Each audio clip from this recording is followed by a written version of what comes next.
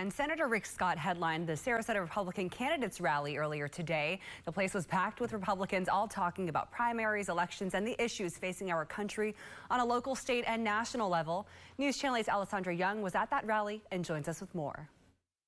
Hundreds of people came out to attend the political rally here in Sarasota County.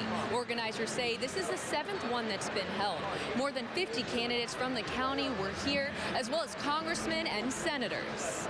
It was a packed arena as local and state lawmakers took the stage to talk to voters during this election season. In Sarasota County, all of our electeds, except for the state tax collector and a couple seats in Sarasota, are all Republicans.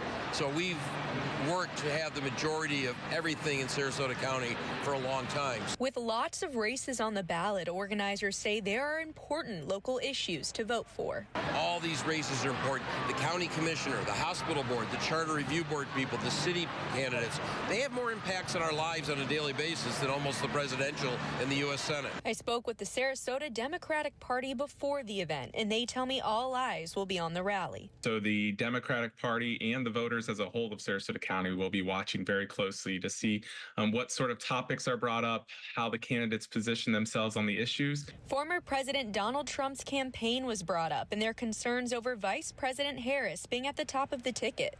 Kamala Harris is weak and dangerously liberal. We like legal immigration. They've tainted all immigration now. They tainted it. The Sarasota Democratic Party says they're thankful for President Biden and what he's accomplished over the last 4 years, and how they're excited to see what Harris can do. And in a state where things like reproductive rights are going to be on the ballot in November, having a female at the top of the ticket, I think is going to be really potential for a lot of enthusiasm. Speakers at the event say there are several issues that are currently facing the country under the Biden-Harris administration. If Ronald Reagan was alive today, he'd say, "What the hell have you done to my country?" Whether it's the crime, the border, the military, there's so many problems we have right now. We're talking about how we're going to win in November and how we're going to change the country. When the time comes in November, organizers say make sure to pay attention to the local level, not just state and federal, when you're looking at that ballot. In Sarasota County, Alessandra Young, 8 on your side.